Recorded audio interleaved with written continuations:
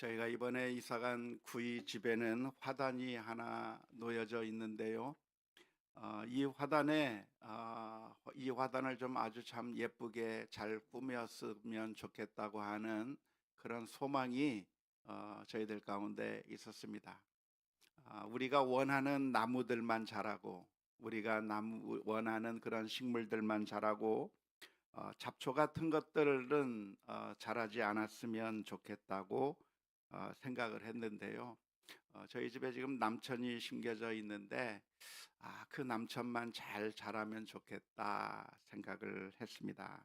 그래서 제가 생각해낸 것이 있는데, 그것은 무엇이냐면 화단의 바닥을 멀칭이라고 하는 걸로, 멀치로 이렇게 깔아주는 것이었습니다. 소나무 껍질 같은 것들을 바닥에 쫙 깔아주면 식물들이, 다른 잡초들이 자라지 않고 깔끔하게 자랄 수 있겠다 생각해서 주문을 해서 그 작년 겨울에 그 화단 바닥을 쫙 깔아 주었습니다.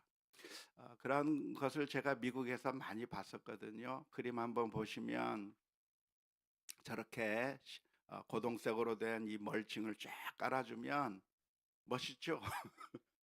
멋있습니다. 그래서 우리가 원하는 식물들만 잘 예쁘게 자랄 수 있도록 만들었으면 좋겠다 싶어서 멀칭을 사다가 깔아 줬습니다. 금년 봄이 돼서 우리 집 화단이 어떻게 예쁘게 바뀌게 됐을까요? 현실을 한번 보도록 하겠습니다. 실패하고 말했습니다. 제가 생각할 때는 잔디 이런 잡초들이 안 자랄 거라고 생각을 했었는데, 그 멀칭 사이로 다 잡초들이 다 뚫고 올라오는 겁니다. 이 한 방에 해결했으면 좋겠다 생각했는데 완전히 실패해 버리고 말았습니다. 제가 뿌릴 때 제 아내가 저거 안 될 텐데 하면서 비아냥거리는 듯한 태도로 바라왔는데 정말 아무것도 되지 않았던 것이죠. 우리들의 생각에는 한 방에 끝내버리고 한 방에 해결할 수 있으면 좋겠다, 그렇게 생각을 하는데, 그래서 무엇인가를 시도하는데 한 방에 해결되는 것들이 참 없는 것 같습니다.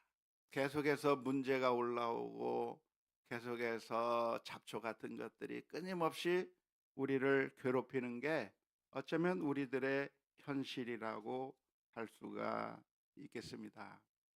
오늘 우리는 오래간만에 출애굽기의 말씀을 읽게 되었는데요. 어쩌면 이 출애굽기에 등장하는 바로 왕이 그런 잡초와 같은 것이 아닐까 생각이 들었습니다. 하나님께서 이스라엘 민족을 내어 보내라고 모세를 통해서 바로 왕에게 말씀해 주셨는데, 바로 왕은 그러한 하나님의 명령을 거부해 버렸습니다. 자신들이 데리고 있던 그 종들을, 그 노예들을, 그 60만 대군이나 되는 사람들을 잃어버리기가 싫었기 때문입니다. 그래서 하나님께서는 이 바로 왕에게 여러 가지 재앙을 보내서 그 재앙을 통해서 이 애굽 나라를 치시고 항복하게 만들어서, 그래서 이스라엘 민족이 나갈 수 있게 하기 위해서 했습니다. 나일강의 물을 피로 바꾸어 버리는 그런 재앙을 내리게 된 것이 첫 번째 재앙이죠. 나일강에서 썩은 악취가 진동하기 시작했습니다. 나일강의 물을 마실 수도 없게 되었습니다. 나일강의 물고기들이 다 죽어가는 그런 끔찍한 상황 가운데서 바로 왕은 항복했을까요? 항복하지 않았습니다. 꿈쩍도 하지 않은 것이죠. 하나님께서는 두 번째 재앙으로 개구리를 온 애굽 땅에 가득하게 만들었습니다. 얼마나 징그럽습니까? 이곳저곳에 튀어다니는 그 개구리, 심지어 밥상 위에까지라도 튀어나오는 그런 개구리들의 모습을 보면서 정말 고통스러워서 살 수 없을 정도가 되어버렸다고 한다면 충분히 항복할 법도 한데, 바로 왕은 이스라엘 민족을 내보내지 않았습니다. 세 번째 재앙으로 이를 온 나라에 보내어 주셨습니다. 온 땅에 이가 들끓게 만들었는데 그 바로 왕의 신하들이, 그 주술사들이 이건 하나님의 역사라고 말할 수밖에 없었고 인정할 수밖에 없었지만, 역시 바로 왕은 꿈쩍도 하지 않은 것입니다. 그 다음에 네 번째 재앙으로 파리를 온 애굽 땅에 들끓게 만들었는데, 그때 항복하는 것처럼 보였습니다. 이스라엘 민족을 보내긴 하지만 멀리 가지 말라고 했지만 나중에는 번복해 버렸고요. 가축들을 다 죽이는 그런 일들을 보냈지만 역시 바로의 마음은 강팍해져서 이스라엘 민족을 보내지 않았습니다. 종기를 나게 만들었고, 그래서 그 누구도 고통스러운 상황 가운데서 견디지 못하게 만들었지만 역시 항복하지 않았습니다. 온 나라에 우박이 떨어지게 만들었지만 역시 바로 왕은 내가 죄를 지었다고 말하면서 이스라엘 민족을 내보낼 것처럼 하고 그 우박을 멈추게 했지만 역시 바로 왕은 마음을 변경하면서 이스라엘 민족을 내보내지 않았습니다. 여덟 번째 재앙으로 메뚜기를 보냈는데요, 모든 그 식물들을 다 갉아 먹어버립니다.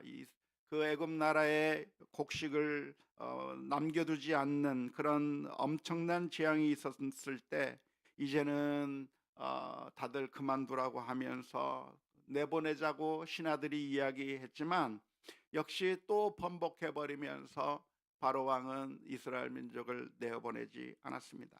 아홉 번째 재앙으로 온 세상이 흑암 가운데 갇히게 만들어 버렸지만 역시 이스라엘 민족을 보내는 것처럼 했지만 역시 보내지 않은 것이죠. 이런 재앙 가운데 하나만 당해도, 이런 재앙 가운데 하나만 당해도 항복할 것 같은데, 그런데 끝까지 버티고 항복하는 것 같았지만 또 버티고 또 변경하면서 결국 마지막에 장자가 죽어 나가야만 그때서야 항복하는 그 이야기를 보게 되면서 정말 참 끈질기구나, 한 방에 해결되는 것이 아니라 정말 끈질기구나, 이 문제라고 하는 것, 이 악이라고 하는 것은 정말 쉽게 사라지지 않는 것이라고 하는 것을 우리가 이 출애굽기의 말씀을 읽으면서 다시 한번 깨닫고 또 깨닫게 되는 것이죠. 장자의 재앙으로 인해서 그래서 이스라엘 민족이 결국 해방되어서 가나안 땅으로 출발하기는 했지만 그것으로 또 끝이었나요? 그게 끝이 아닌 겁니다. 또다시 애굽 왕 바로는 군대를 다시 이끌고 추격하는 겁니다. 추격하면서 결국 이 이스라엘 민족을 막아 세우기 위해서 또 쫓아오게 되는 그런 모습을 보게 되는 것이죠. 마치 무엇과 같은가? 좀비와 같아요. 영화를 보면 좀비 영화 같은 것들이 있는데, 좀비 영화 같은 것은 현실성이 없는 영화잖아요. 이런 좀비들이 나타나서 막 총으로 쏴도 안 죽고 그 무엇을 해도 또 다시 살아나서 자꾸만 괴롭히는 그런 좀비 영화 같은 것이 전혀 비현실적인 영화인데도 불구하고 사람들이 그 영화를 보면서 그 영화에 빠져드는 이유가 무엇일까요? 그래서 우리의 인생이 마치 그런 좀비 영화와 같은 그런 상황에 서 있기 때문에 그렇습니다. 문제를 해결한 것 같은데 여전히 그대로 남아있는 문제들, 이렇게 하면 해결됐을 것 같은데 해결되지 않고 여전히 남아있는 그런 문제들을 계속 겪는 것이, 어쩌면 우리가 이 세상에서 살아가는 게 좀비와 함께 그것을 떨쳐버리기 위해서 애쓰고 있는 것과 똑같은 현상을 그런 것을 경험하면서 살아가기 때문에 사람들이 그런 좀비 영화를 보면서도 거기에 빠져드는 것 같습니다. 이 세상의 문제라고 하는 것, 이 세상의 악의 실체들은 정말 끈질겨서 그것을 한꺼번에 한 방에 해결한다고 하는 것 자체가 너무나도 어렵다 하는 것을 우리가 알 수 있습니다. 안타깝게도 선한 일을 하려는 사람들은 조그만 어려운 일이 닥쳐도 너무나도 쉽게 포기해 버리는 경향이 있습니다. 선한 일을 하고 옳은 일을 할 때에는 조그만 장애물이 있어도 포기해 버리고, 조그만 난관이 부딪혀도 못하겠다고 말하면서 금세금세 포기해 버리는 경향이 많은 것이죠. 성경 읽기만 해도 그래요. 지금 열심히 성경 일독을 해 나가고 있는데 보니까 몇몇 분들은 포기하신 분도 있어요. 왜 포기했는가? 피곤해서 하루 못 읽게 되니까 포기하는 거예요. 조금 여러 가지 좀 늦었다고 해서 포기해 버리고, 이런 이유 때문에, 바쁘다고 하는 이유 때문에 포기해 버리는 사람들이 자꾸만 나타나게 되는 것이. 정말 선한 일이라고 한다면 끝까지 밀고 나가야 되는데, 오히려 그러한 선한 일을 하는 것에는 너무나도 쉽게 포기해 버리는 거죠. 내가 사랑을 베풀고 하나님의 뜻대로 살겠다라고 하는 그런 마음의 결심을 했으면서도, 그러나 조금만 어려움이 생기면, 시간이 좀 늦었네, 아니면 사람들이 어떻게 생각할까, 여러 가지 그 장애물이 조금만 나타나도 우리가 하려고 했던 그 선한 일들에 대해서는 너무나도 쉽게 포기해 버리는 게 우리 인생들의 모습인데, 그런데 악인들은 도무지 포기를 모르는 겁니다. 악한 사람들은 계속해서 악을 저지르고, 악은 우리들 앞에 계속해서 나타나는 것이고, 문제는 계속해서 나타나는, 그래서 정말 끈질긴 것이 악의 속성이고 문제의 속성이라고 하는 것을 우리가 경험하면서 살게 되는 것이죠.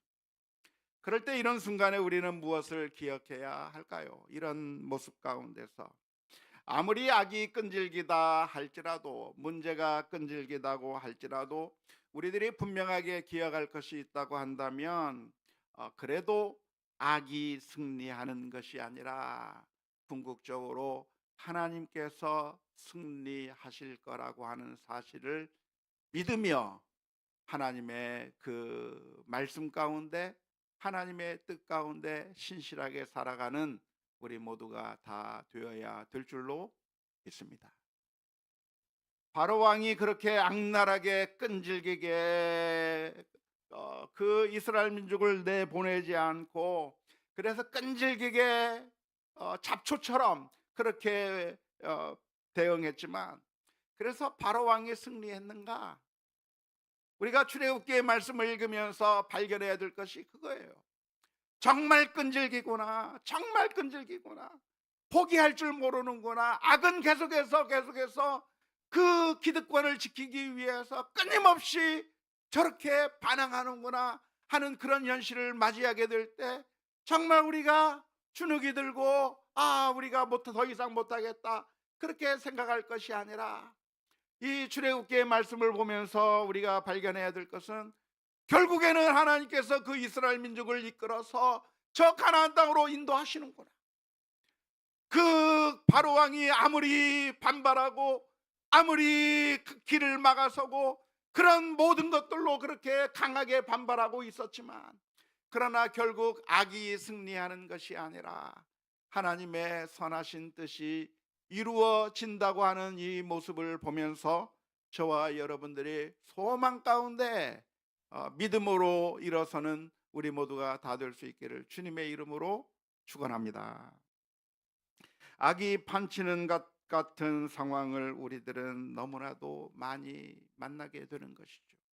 우리가 살아가고 있는 이 현실 세계 속에서 우리들의 가정에서나 사회에서나 직장에서나, 아니면 이 나라에 돌아가는 모습들을 보면서 정말 선은 늘 무너지는 것 같아요. 의로운 사람들은 늘 망하는 것 같아요. 그런데 악한 사람들은, 악의 카르텔들은 너무나도 굳건하고 너무나도 강력해서 도무지 그 악의 카르텔을 깰 수가 없고, 악한 사람들을 무너뜨릴 수 있는 방법이 우리들에게 없는 것처럼 보여서 낙심될 때가 너무나도 많이 있습니다. 하지만 우리가 기억해야 될 것은 바로 왕과 같은 포악한 사람이 아무리 끈질기게 또다시 방해하고 있다고 해서 두려워하거나 포기할 것이 아니라, 나 같은 힘없는 사람이 도무지 그러한 것들에 대해서 내가 대응할 만한 아무런 능력이 없다고 하는 것처럼 보인다고 할지라도 절망하지 말아야 될 이유가 무엇입니까? 왜냐하면 하나님께서 공의로우실 뿐만 아니라 선하시고 우리를 사랑하시는 아버지 하나님께서 온 세상을 다스리고 있다고 하는 사실을 기억하면서 믿음으로 일어설 수 있기를 바랍니다. 시편 2편 1절에서부터 4절 말씀에 보면 이렇게 노래합니다.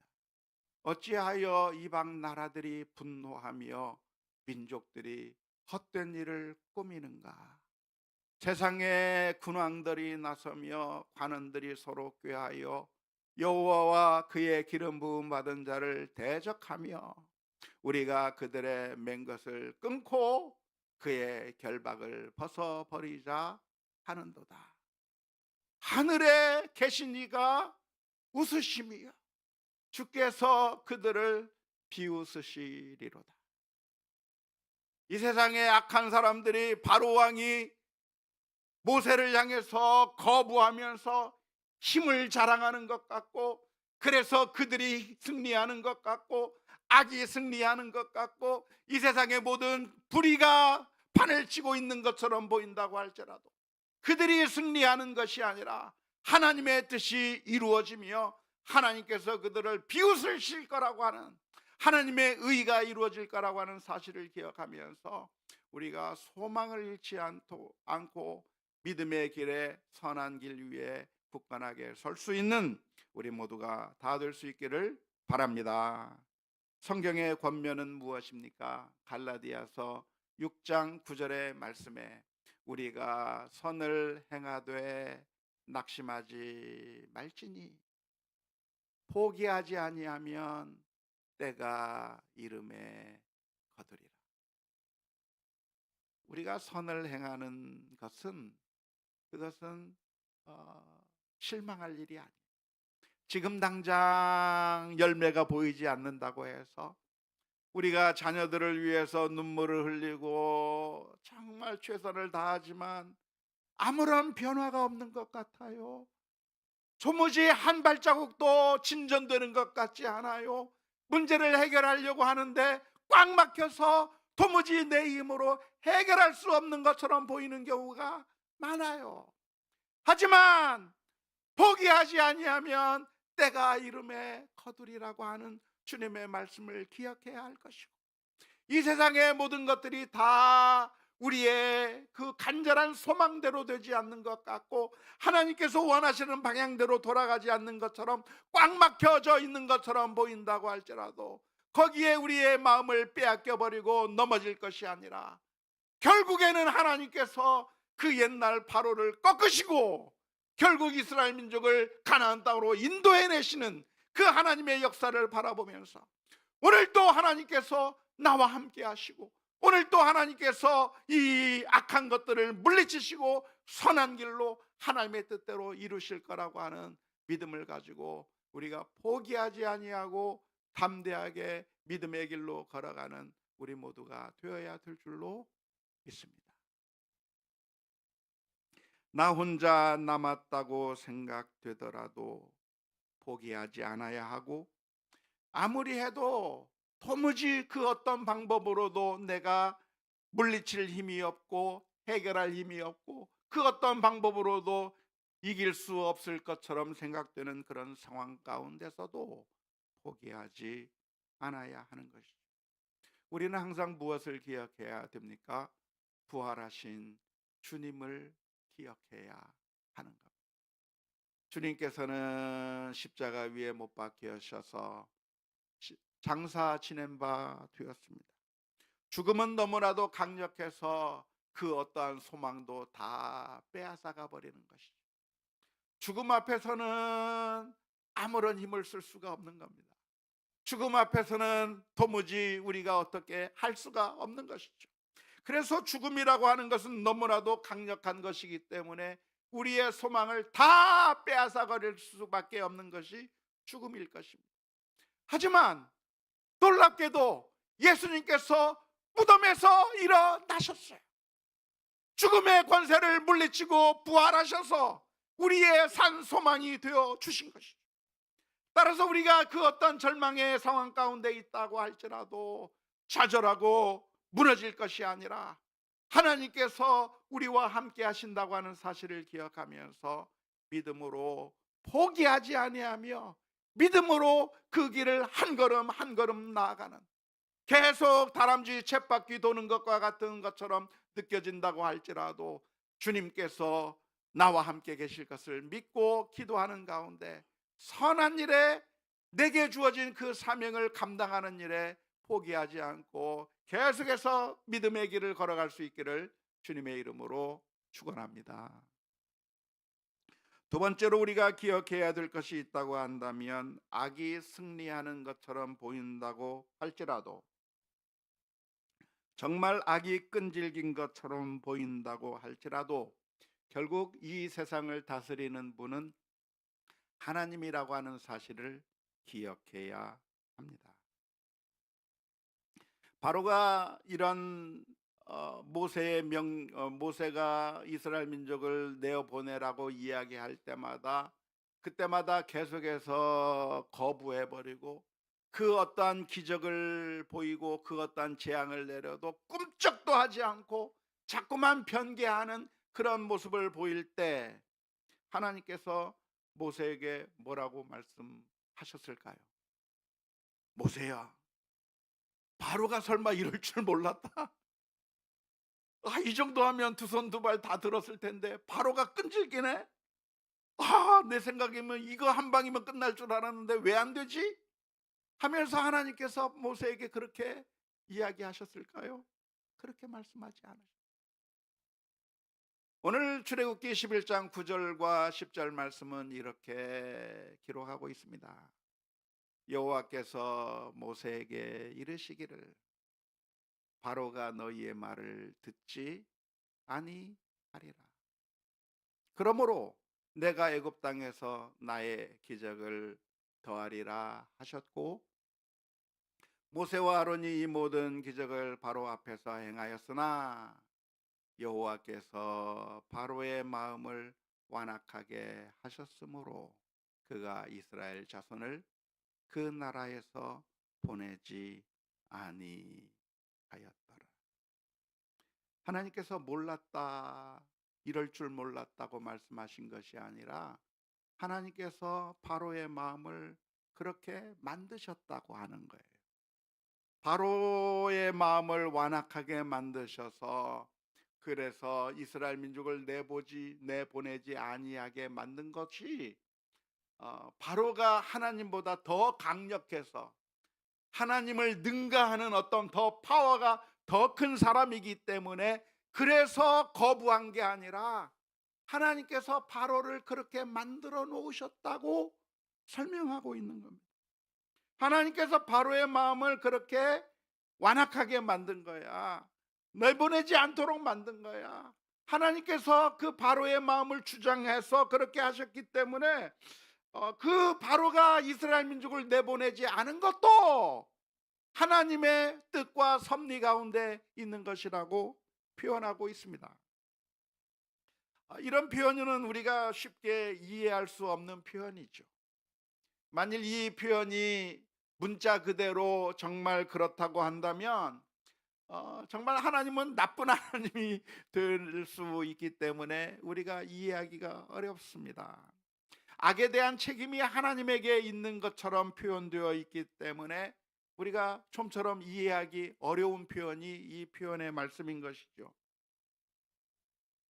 하지만 우리가 성경을 읽을 때는 어느 성경의 한 구절만 읽을 것이 아니라 성경 다른 곳에 나와 있는 표현들도 똑같이 다 함께 고려하면서 성경 전체에서 우리들을 향해서 가르쳐주는 교훈이 무엇인가를 우리가 진지하게 묵상하면서 하나님이 어떠한 분이신가에 대해서 생각해 봐야 되는데요.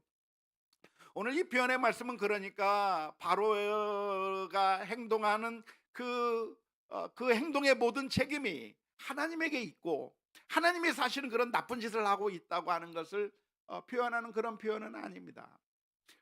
성경 다른 곳에는 어떻게 표현하고 있습니까? 야고보서 1장 13절에서 15절의 말씀에 이렇게 표현합니다. 사람이 시험을 받을 때에 내가 하나님께 시험을 받는다 하지 말지니 하나님은 악에게 시험을 받지도 아니하시고 친히 아무도 시험하지 아니하시느니라. 오직 각 사람이 시험을 받는 것은 자기 욕심에 끌려 미혹됨이니 욕심이 잉태한즉 죄가 낳고 죄가 장성한즉 사망을 낳느니라. 야고보서의 말씀은 어떤 말씀이에요? 내가 어떤 사람이 나쁜 짓을 한다면, 어떤 사람이 악한 일을 한다고 한다면, 그것은 내가 선한 일을 하고 싶지만 하나님이 일부러 나로 하여금 나쁜 마음을 갖게 만들어서, 그래서 하나님이 시켜서 내가 할 수 없이 악을 행하고 있다라고 그렇게 말하면 안 된다고 하는 게 야고보서 1장의 말씀이에요. 하나님이 온 세상을 다스리고 있지만, 그리고 우리들의 마음까지도 주장하고 계시고 있지만, 그렇기 때문에 사실 내가 행하는 모든 나쁜 짓이 내가 하고 싶어서 한 것이 아니라 하나님께서 시킨 거야. 하나님이 나에게 그렇게 하라고 했기 때문에 내가 할 수 없이 그렇게 하는 거라고 그렇게 변명할 수 없다는 겁니다. 오로지 정말 우리가 나쁜 짓을 한다고 한다면, 악한 일을 한다면, 그것은 우리가 욕심 때문에, 나의 잘못 때문에, 내 악한 품성 때문에 내가 잘못하고 있는 것이지, 그 책임과 핑계를 하나님 앞에 댈 수 없다고 말하고 있는 것이죠. 그런데 성경 오늘 읽은 출애굽기의 말씀에서는 무슨 얘기하냐면 야고보서의 말씀과는 정반대의 말씀과 같은 말씀을 해주고 싶은 거예요. 그런데 이렇게 출애굽기에서 이렇게 표현하는 이유가 무엇이냐면, 하나님에게 책임이 있다고 하는 것을 말하기 위해서 이 표현을 하는 것이 아니라, 하나님이 속수무책이 아니라고 하는 것을 들려주시기 위해서 이렇게 표현하고 있는 겁니다.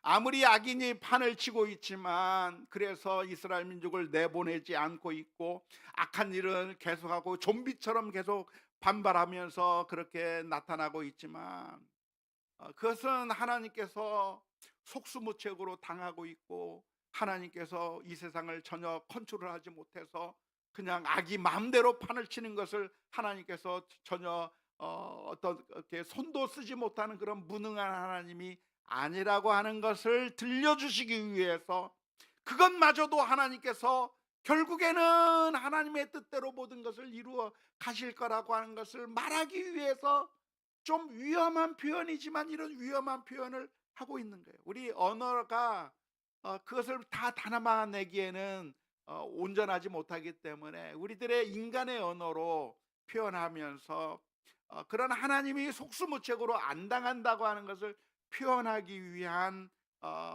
표현법으로 약간의 위험한 표현을 출애굽기에서 하고 있는 것이죠. 그래서 이것을 우리가 좀 어느 정도 이해하도록 표현한다고 한다면 예방주사에 비유할 수 있을 것 같습니다. 정확한 비유는 아니지만 면역주사, 예방주사에 비유할 수가 있는 것이죠. 의사가 우리들에게 면역주사를 줍니다. 예방주사를 주는데 예방주사라고 하는 게 뭡니까? 면역주사라고 하는 것이 무엇입니까? 그것은 우리들의 몸에 바이러스를 집어넣는 거예요. 나쁜 것을 집어넣는 거예요. 대상포진 면역주사 맞으셨나요? 대상포진 때문에 고생하신 분들이 종종 있는데, 대상포진 면역주사라고 하는 게 뭡니까? 바리셀라 조스터 바이러스라고 하는 것을 집어넣는 거라고 그래요. 그래서 그 균이 우리들의 몸속에 들어가는데 힘을 약하게 만들어서, 그래서 우리가 백혈구가 싸울 수 있는 그런 힘을 기르게 만드는 그 의사가 우리들의 육신을 완전히 망가지지 않게 만들기 위해서 컨트롤하는 가운데 우리들의 몸에 균을 집어넣는 거예요. 그래서 그 바이러스가 우리를 괴롭게 할 수 있어요. 코로나 주사 맞게 되면 코로나 증상을 겪는 것 같은 그런 아픔을 느낄 수가 있고, 어, 우리들의 면역 주사가 우리들의 몸속에 들어오게 됐을 때 우리가 고통을 느낄 수 있어요. 독감 주사를 맞으면 독감을 앓는 것처럼 그런 증상을 느낄 수가 있는 것이죠. 하지만 거기에는 목적이 있고, 거기에는 하나님의 그 의사가 원하는 그런 방향이 있는 것처럼, 하나님께서 이 바로의 악한 마음, 그런 것들을 통해서 하나님께서는 선한 목적을 이루어 나가신다고 하는 것을 우리가 기억하면서, 하나님의 선한 목적이 있다고 하는 사실을 기억해야 할 것입니다. 그래서 우리가 이 세상에서 살아가는 동안에 그 어떠한 것들을 보면서 정말 잡초처럼 좀비처럼 나타나는 그것들을 보면서 절망해 버릴 것이 아니라, 그러나 하나님께서 이러한 것들을 통해서도 이것이, 이 모든 것이 하나님의 언더 컨트롤, 하나님의 그 통제 아래서 움직이고 있다고 하는 사실을 기억하면서 믿음으로, 소망으로 하나님의 뜻 가운데 살아가는 우리 모두가 되어야 될 줄로 믿습니다. 사실 우리는 예수님께서 십자가 위에서 죽으시고 부활하심으로 말미암아 우리는 새 생명을 얻은 새로운 피조물이 되었습니다. 고린도후서 5장 17절의 말씀에, 그런즉 누구든지 그리스도 예수 안에 있으면 새로운 피조물이라, 이전 것은 지나갔으니 보라 새 것이 되었도다 라고 말씀해 주셨습니다. 그러니까 우리가 새로운 피조물입니까? 아닙니까? 새로운 피조물이에요. 근데 새로운 피조물이면은 좀 아무런 문제가 없었으면 좋겠는데, 더 이상의 고통이 없었으면 좋겠는데, 그런데 여전히 우리들의 삶에는 아픔이 많아요.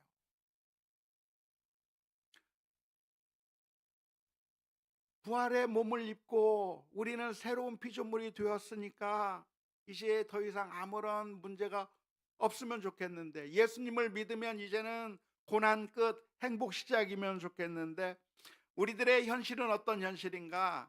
모세가 바로 앞에 있는 것과 같은 현실이 계속 반복되고 있는 것이. 그래서 그런 상황 가운데서 우리가 답답할 수밖에 없습니다. 하지만 우리는 믿음의 눈으로 바라보아야 합니다. 왜냐하면 한 방에 끝나는 것이 아니라 우리가 하나님 앞에 서는 그 날까지 계속해서 믿음의 싸움을 싸워야 하기 때문인 것이죠. 제가 처음 신학교 문을 두드리면서 제 마음 가운데는 하나의 소망이 있었어요. 우리 전도사님이 다니는 학교에 내가 입학하게 되면서 정말 내가 많은 영향을 받았던 그 전도사님, 정말 그 전도사님을 볼 때마다 너무나도 참 좋으신 분이고 너무나도 제가 존경할 만한 분이었는데, 그 전도사님이 다니는 학교에 내가 이렇게 입학을 하게 되면서 나도 이 전도사님처럼 이렇게 정말 멋진 사람이 될 수 있지 않을까? 그곳에 가면 정말 좋은 분들이 다 있지 않을까? 아, 이 세상에 살다가 내가 신학교 안에 들어가니까 뭔가 대단하겠다라고 야무진 꿈을 갖고 신학교의 문을 두드렸는데, 그 생각이 깨어지는 데는 별로 오랜 시간이 걸리지 않았습니다. 여기도 똑같구나, 아, 세상과 똑같구나 라고 하는 것을 쉽게 발견한 것이죠. 왜 그럴까요? 왜냐하면 여전히 이 바로와 같이 우리 앞에 도전하는 모습들을 볼 수가 있는 겁니다. 사탄은 계속해서 우리를 무너뜨리기 위해서 호시탐탐 노리고 있는 것이죠. 모세가 바로 앞에 갔을 때 여러 가지 재앙으로도 꼼짝하지 않고 또다시 드러나는 것처럼 끈질기게 나타나는 일들이 우리들의 삶 가운데 있는 겁니다.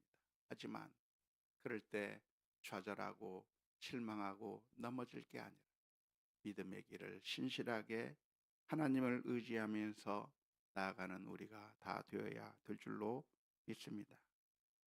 우리 자녀들을 보면서 우리 자녀들의 마음속에 바로가 들어있는 것 같은 것을 느끼지 않습니까? 우리가 어떤 선한 일을 해 나가면서 바로가 우리들의 앞길을 막고 있는 것처럼 보일 때가 많지 않습니까? 복음을 전하는 일 가운데 우리를 막아서는 것들이 우리 앞에 많이 놓여져 있는 것 같지 않습니까? 그럴 때 우리가 좌절하는 것이 아니라 주님의 손길을 바라보며 구하며 믿음으로 승리해 나가는 우리 모두가 다 될 수 있기를 주님의 이름으로 축원합니다. 우리